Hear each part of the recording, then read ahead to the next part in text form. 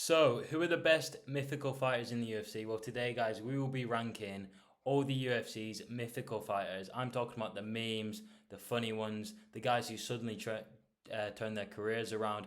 All of that we're going to be ranking today in this video. I'm a mate Tizer. Subscribe if you're new here. Leave a like if you enjoyed the video. And without further ado, let's get right into this tier list. Starting off with Drunk Paulo Costa. He's going in D tier because this guy made one appearance. Drunk Costa's only made one appearance, and he got basically smacked up by Izzy. Finished, obviously. Very, very poor performance. Basically just exposed him and showed that he's not going to be a top-level talent. So, yeah, that's really Paulo Costa. He said it was to do with wine he was drinking with Bruce Buffer and some other UFC stars. So, quite interesting there. Do I believe it? Yeah, it seems like something Costa would do. I don't really know if he makes the best decisions. His Twitter is obviously quite prolific, shall we say. And yeah, Drunk Costa, D tier, had a really bad performance. And obviously, that's to be expected when you're hungover after drinking loads of wine the night before the biggest fight of your entire career. Very, very smart decision there from Costa. Nice one. We move on. Dricus du Plessis. Just this guy in general is a mythical fighter. He flukes his way through every fight with just absolute amazing chin, muscle, and a really, really, really hard to figure out fighting style. It's so bad it's good nearly. You know when you taste a pizza and it's really greasy, but you're so hungry it tastes good and you're like, oh, this is just what I need. That's basically Dricus du Plessis, This guy is so bad he actually wins fights. People just can't predict what he's gonna do. And they're thinking, surely he isn't going to do that. And he does it, and then he'll catch them, put them out. And then this guy just knocked out Robert Whittaker. He just made short work of him within 2 rounds. And what a performance. He's going to get a title shot, and he's going to bring the belt home to South Africa. So fair play to him. And this guy's a meme. Everything he does, this guy's obviously huge on Twitter. They love him. And I'm hoping he does win the belt. But this guy's just a meme in general, everything about him. His fighting style is hilarious. Go back and watch the Brunson fight and you will have laughs, I guarantee it. The quality of the striking in that is that of drunk bros in the bar, But still, funny fighter. We move on. Pre-leg break O'Malley. This guy thinks he was undefeated then. He still thinks he is undefeated, but obviously he isn't. We're going to put him at B. Actually, we're going to put him at A as well because he was looking good, He was winning against Marlon Vera until he damaged his nerve or whatever. He got that leg drop kind of thing. And obviously he was undefeated. He was just destroying everyone. Was he beating a bunch of cans? Yes. Was Marlon Vera the first fight who was actually tough and he lost it? Yes. But to be fair, he did kind of get a freak injury loss. So I'm not going to really say Marlon Vera outclassed him. He was on a good trajectory. And, by any means, he was looking like he was going to win that fight. But you never know with Marlon Vera. He does pick it up in the later rounds. But he's going there, but O'Malley's still sharp. So, he can stay there because he hasn't really changed much. He's still a very good fighter. And obviously he's challenging Sterling for the belt. I do think he'll lose that, but good luck to him. I hope he wins. We move on. Blonde Brunson.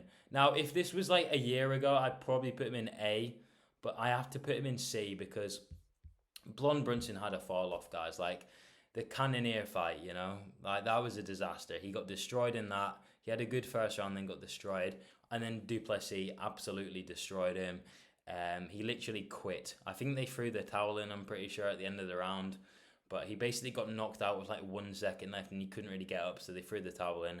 But, fair enough. This guy's 37 now. He needs to quit middleweight. And somehow he was basically beating people that he probably shouldn't have been beating. He beat Darren Till. He beat a few other good talents. And it was just funny because obviously Brunson before that was even worse. And then when he got the blonde hair, he had a bit of a career comeback.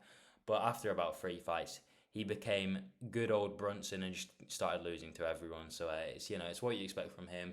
And because of those more recent losses with his blonde hair, I have to take him down the rankings. We move on. Our first S tier candidate. It's none other than basically the star of the UFC. Motivated McGregor. So Motivated McGregor, he was a weapon. This guy actually, he wasn't as rich, so he wanted the money, so he wanted to go and win fights. He wanted the belts, He wanted all those wins. Nowadays, he doesn't care about that. He just wants to go around in his Lamborghini yacht. But yeah, Motivated McGregor was crazy. He did one of the best title performances of all time against Alvarez. had a good run there. Obviously at featherweight, he just smoked everyone he fought in the UFC anyway.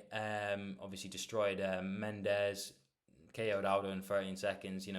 Undefeated for 10 years, and then just KOs him. So stuff like that put him there. He was really actually good at one point, and then it kind of fell off. After McGregor was not motivated, he just had a bit of a downfall.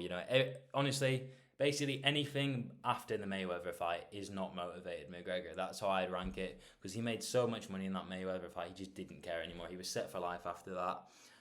He could live a really comfortable life, but it's done now. But yeah, that's life for you. Motivated McGregor, S tier, one of the UFC's most iconic fighters. We move on. Patient Ngannou. He's going in B tier. Now, the reason being is because he destroyed Stipe Miocic. However, it worked for him there. He didn't gas. He took his time and he outboxed Stipe and found the finish after a good first round too. But Patient Ngannou didn't really work against Cyril Gane, because I'm going to be honest, guys, he lost that fight. He lost the fifth round, and therefore he would have lost on the cards. But yeah, he did lose that fifth round, in my opinion, and therefore lose the fight. So, he beat Stipe, so he became the champion, and I think he'd basically beat most of the heavyweights at that point except Gane. He would have beaten, Tai, obviously, to Ivasa, would have beaten a lot of these guys, a lot of the top heavyweights at the time. He would have beat Stipe in a trilogy rematch, but Gane kind of, did kind of show that Ngannou ain't exactly the perfect fighter either. Because he was still gassed. He hardly threw in that fight, and he was gassed after the third round. I have no idea how he managed to actually make it through 25 minutes of fighting, because he's got such a big frame. He just gasses so quickly. But Patient Ngannou is better than crazy Ngannou, that's for sure. So yeah, fair play to him. He's left now, so he's lucky he's even on this list. We move on. Las Vegas John Jones. Well, this obviously is an S tier placement. Las Vegas John Jones is just unrivaled. No one can beat him. Somehow he beats people. He just exposes how bad light heavyweight is, because this guy literally parties the entire week before a fight, is hungover and rough, and still wins fights against the supposed top level guys, which just shows you how bad light heavyweight is. I'm starting to think that John Jones is just a bang average fighter, and everyone in light heavyweight is terrible. But well, not really, but you know what I'm saying. This guy was out doing things I can't even say on YouTube, otherwise I'll get demonetized. And then fighting and winning belts the next day, or defending his belt the next day at a young age as well. He was 23 when he won the belt, held it for nearly 10 years or so. So fair play to John. Loves a party. Has done some things that are very, very questionable though. So yeah, that's why John Jones is there. Obviously now he's a heavyweight, and he's calmed down a bit, I think, from all accounts. But he still had a few, let's just say, some things that the media didn't really like. We move on. Blonde Dan Hooker. He's going in B tier. This guy just showed up at the weekend. He's a new mythical fighter. And what can I say? He won the fight. He kind of turned back the clock. It was looking like OG Hooker, pre-Poirier fight Hooker, pre-CTA Hooker, looking insane. Really good win. He beat Jalen Turner. Didn't think he'd win that fight at all, to be honest. But he turned back the clock, and it was kind of like watching him from 5 years ago. So fair play. Good performance. He needs to keep that hair. It's clearly a good look charm. It's kind of like Khabib's hat, but his version of it, his blonde hair. And amazing, yeah, great performance. Smoked Jalen Turner, nearly finished him in basically round 2 and round 3. So, sky's the limit for blonde. Title run incoming. Dan Hooker with blonde hair. Watch out, Oliveira. But, yeah, and he's going to smoke Makachev too. Not really. But, yeah, we move on. Old man Cerrone. F tier. This guy went on a 6-fight losing streak. It was hard to watch, guys. It was hard to watch. He should have retired after the first 2 hours, but he was just on a good contract and he was loving it too much. And to be fair, some of the losses weren't that bad. He didn't really take a lot of damage in some of them. He got submitted in 20 seconds or 30 seconds in one of them. I think it was against Jim Miller. Literally took no damage, just a free paycheck at that point, so fair enough. But in some of them, he was getting finished. So that isn't as good. And he was actually fighting some power punches as well. Obviously, he fought McGregor at welterweight, took a big head kick, fought Darren Till and got put away. So it's fights like that where it didn't look as good. And he should have definitely retired about 4 years ago. But it's a shame to see him go like that. But he's rich now. He's definitely probably made 250k a fight. He was on a really good contract. He's an OG of the sport, and he's got a lot of finishes as well. So, you know, he was making millions, so he probably doesn't really care, to be honest, for getting kicked in the head a few times. But yeah, fair enough. You know, making that back Cerrone, but F tier, because you just were terrible in every way. You know, I don't really think you could have beaten anyone at some points. Anyway, we move on. Prospect Izzy, A tier. But Prospect Izzy was crazy good. I actually liked watching his fights. And now he's boring. But yeah, he actually had a point to prove. He was going out there trying to get TKOs, doing crazy kicks, always pushing forward, taunting in fights. It was fun to watch. It was interesting. He was really looking like he was going to be the UFC's next big star. And now he just leg kicks at range. And I know people are going to comment, well, you can't say that he finished Pereira. He was on the back of the fence, okay? So I don't care what anyone says. He wasn't even trying to get that finish. He just landed a nice hook. He wasn't going out there swinging, you know what I mean? But fair enough, Prospect Izzy was different gravy.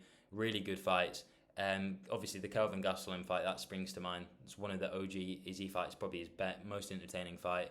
And obviously, had that badass moment in round 5 where he was like, I'm ready to die for this. And it wasn't cringe, which is good because Izzy's really cringe now. But, you know, when Izzy's actually not trying to, like, impress people, he's actually quite likeable. But unfortunately, that stage is long past. We move on. English-speaking Makhachev is S tier because he can, ever since he spoke English, which is basically the last 4 years, he's just destroyed everyone. Looked flawless. We're putting him in A tier because he's not quite as iconic as the top 2 yet. But he's just, like, been destroying everyone. Never really had any bad moments after he got TKO'd. Pretty sure he didn't speak much English then, so we're just going to say he's a new mythical fighter. Also, I've just realised I forgot Blonde Oliveira, but he's definitely S tier or A tier because he did lose when he was blonde to Makhachev. So, you know, if anything, they belong in the same level because Makhachev's iconic. He's not as iconic as Blonde Oliveira yet, but he's getting there if he gets a few Ws. Maybe if he finishes Volk in a rematch. Don't really think he will, though. But yeah, so obviously he's been having great performances. And yeah, that's the video, guys. So I want to thank you guys for watching. Obviously, I couldn't fit every mythical fighter in here because there's a lot of them. But I tried my best. So comment down below who else should be in this tier list. If you enjoyed the video, leave a like. Subscribe if you're new. I do content like this every single week. You don't want to miss it. There's comedy, there's prediction videos, there's everything you want from an MMA channel. And I do live streams on big events too. So you're not going to win and miss them either. And I do them throughout the week as well. Thank you guys for watching. I'm Mythical, and I'll see you guys in the next one.